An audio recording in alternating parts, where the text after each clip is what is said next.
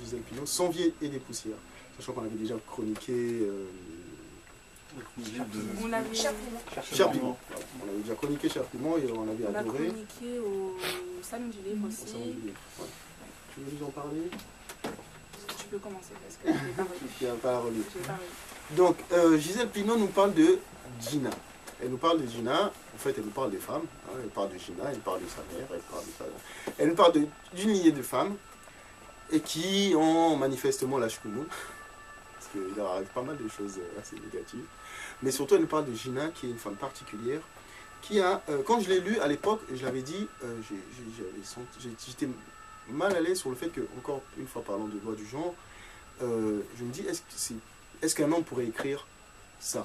Est-ce qu'un homme pourrait se mettre dans la peau d'une femme qui est addicte à la grossesse? Gina, c'est une femme qui est addicte à la grossesse. C'est une femme qui aime être enceinte, qui n'est tournée que...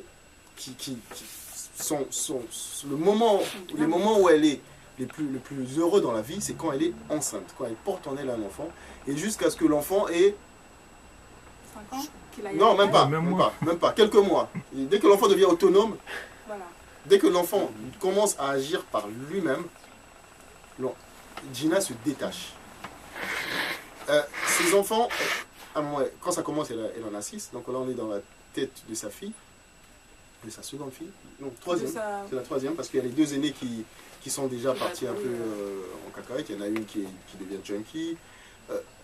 Le fils qui devient délinquant. Et donc, cette troisième fille, elle vit dans une hantise.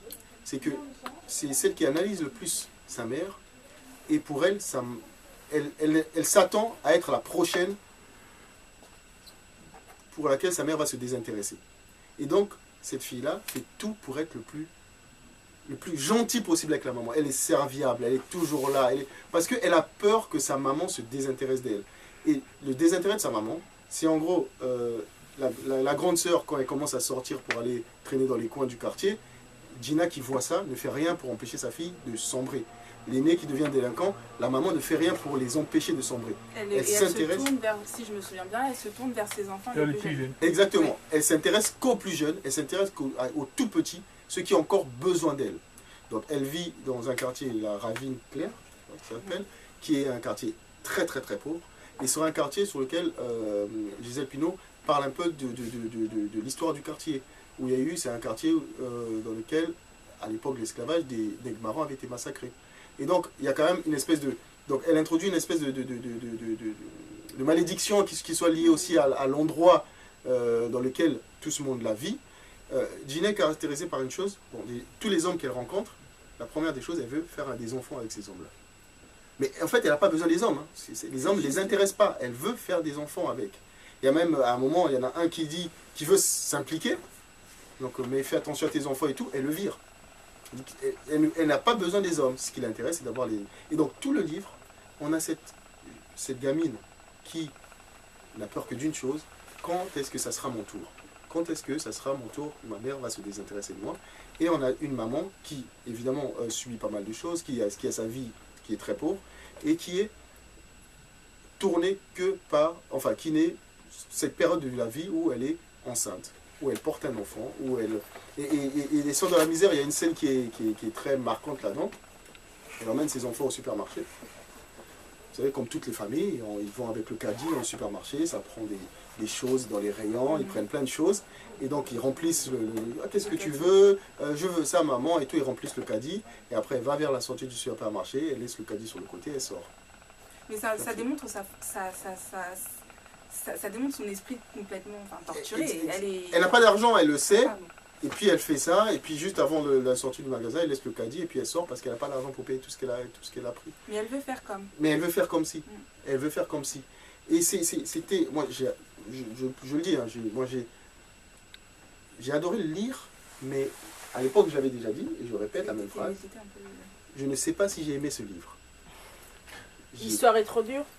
Pas du tout. Elle n'est pas dure, elle est bizarre.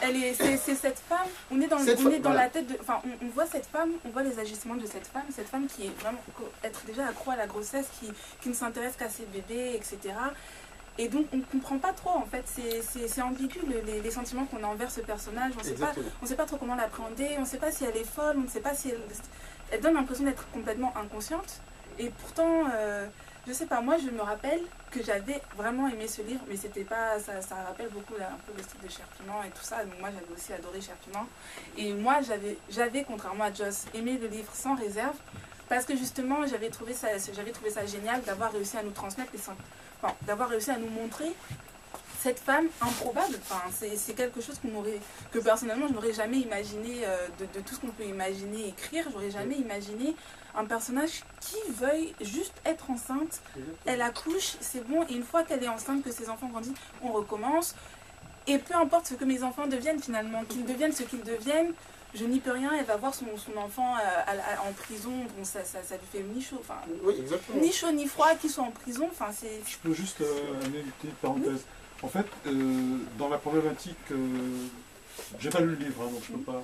Il y a quand même cette différence entre les gens, enfin entre les femmes de notre époque et l'ancienne génération de femmes antillaises qui, elles, avaient des enfants en grande quantité, mais faisaient énormément de choses pour pouvoir amener leurs enfants justement à sortir de cette misère-là.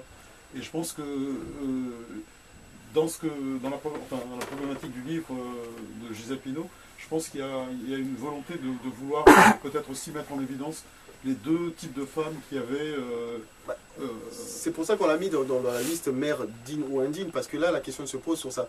Parce que elle n'a rien à se reprocher toute la période quand elle est en grossesse, quand elle est enceinte. Elle aime ses enfants, elle aime être enceinte. Quand elle accouche de ses petits gamins, quand elle en parle, mais elle est en extase devant ses enfants. Le vrai problème, c'est dès que l'enfant commence à montrer des signes d'autonomie. Et là, on dirait que son instinct maternel lâche complètement. Elle devient indifférente totalement au sort. Elle vit avec ses enfants, hein, mais que la gamine qui a 12 ans traîne à 21h à l'extérieur et on sait bien qu'elle fume du shit avec les gens autour, en fait, ça ne la marque pas spécialement. Elle se détache de sa responsabilité. Pour elle, ce n'est pas sa faute. Exactement, c'est pas sa faute. C'est la grosse différence en fait avec l'ancienne génération qui, elle, de toute façon, même si elle faisait beaucoup d'enfants, s'occupait de tous les enfants, quel que soit le type de vie, quelles que soient les difficultés. Et je pense qu'en fait, Gisèle Pineau fait partie de la génération en fait, de femmes récentes, avec en plus la problématique qu'elle a eue d'avoir été élevée en France avant de revenir aux Antilles. Donc, mais ce qui est vrai, c'est que, comme dans les autres bouquins, d'un point de vue psychologique, la construction de ces personnages, c'est exceptionnel. C'est vraiment exceptionnel. Il y a des personnages aux Antilles voilà. qui sont vraiment aussi très forts, elle vous met la complexité Et elle vous met vraiment dans la tête de ce personnage-là, dans la tête de la gamine, où on a, quelque part, à un moment, on a peur avec la gamine. On se pose des questions avec la gamine. Dans Cher Piment, déjà, c'est ça qui avait été super fort. Mais bon, à la base, parenthèse, elle était infirmière, psychiatrie. Donc, elle a pas mal de choses, mais Cher Piment, c'est génial. Et celui-là, il est vraiment, encore une fois, le bouquin, il est bon, il est vraiment super, mais il est vraiment déroutant. Et je pense que... Pour moi, c'était ça le génie du bouquin, en fait. Le fait qu'on soit face à un personnage dont on ne sait pas quoi penser ni quoi faire. Et je ne pense pas que, même si je ne pense pas qu'il y ait un problème de genre en littérature, je ne pense pas qu'un homme aurait pu rentrer de cette manière-là dans la tête. C'est comme l'inverse d'une femme qui serait sur du déni de grossesse. Vous voyez? Et là, c'est pas ça. C'est l'inverse. C'est pas du déni de grossesse. C'est vraiment quelqu'un qui ne veut que ça. Et je me suis vraiment posé des questions là sur le genre en me disant, est-ce que vraiment un homme pourrait écrire ça? Est-ce que vraiment il pourrait rentrer autant dans la tête? J'en sais rien. Mais vraiment, c'est très fort. Moi, je vois un lien avec le personnage de Anna de Russell Banks. Il y a un passage, je ne me rappelle plus trop à quelle page, où elle décrit la grossesse. Oui. Elle raconte à une de ses voisines en fait ce qu'elle ressent. Donc, ça contrairement à Anna de Russell Banks qui parle en termes médicaux, je vous assure que pour celles qui hésitent d'avoir des enfants, quand Gina vous en parle, vous avez l'impression que la grossesse c'est un plaisir en fait. Mais vraiment, elle en parle de manière, mais elle est en extase. Mais le fait d'en parler, et même quand elle rencontre des hommes, quand elle parle de son coup de foudre, elle va décrire le coup de foudre où Max Barlane, il était comme ci, il était comme ça finit par « je veux des enfants de Max Barlane ». C'est ça, elle tombe amoureuse et elle va parler de ses sentiments de manière très poétique et super aussi. Et puis à la fin, elle va dire « il me faut un enfant de cet homme-là ». Parce que c'est ce qui l'intéresse, elle, c'est d'avoir des enfants et donc d'être dans cette espèce de... Donc à un moment, il y a 7, 8, 9... et voilà, c'est... En fait, Très, très fort. Gisèle Pineau, enfin, c'est pour ça que je l'adore, elle touche en fait vraiment à une sensibilité antillaise du non-dit. Et notamment, que ce soit homme ou femme, notamment pour les femmes, elle met en évidence en fait toute une problématique psychologique et même psychanalytique en fait, des femmes antillaises et des hommes antillais aussi, parce que finalement on est aussi Oui, son on parle miroir, beaucoup hein, des donc, hommes là-dessus. Bien sûr. et je crois que c'est sa force, et je pense qu'on a à la découvrir, nous-mêmes antillais, beaucoup plus que ça, quoi. Franchement, découvrez-le. Beaucoup plus en profondeur.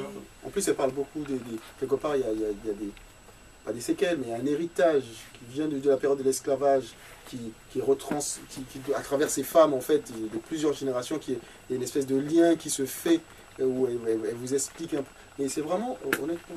Plus un côté mystique dedans. Exactement. Très léger en surface, mais qui existe aussi. Moi, c'est ça que j'aime aussi dans ces livres. Honnêtement, moi, je réitère Un petit livre, personnellement. très très bon. Je conseille sans réserve.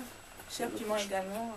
Je pense qu'elle, enfin, je crois, hein, c'est mon avis, c'est l'auteur féminin antillais qui est à la recherche véritablement de notre nature perdue, en fait. Que ce soit pour les hommes ou pour les femmes.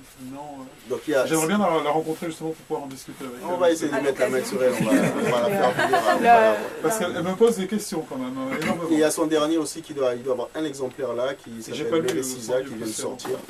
Mais voilà, ces deux-là, en tout cas, nous, on les a lus et chroniqués. Oui. Et vous pouvez y aller, mais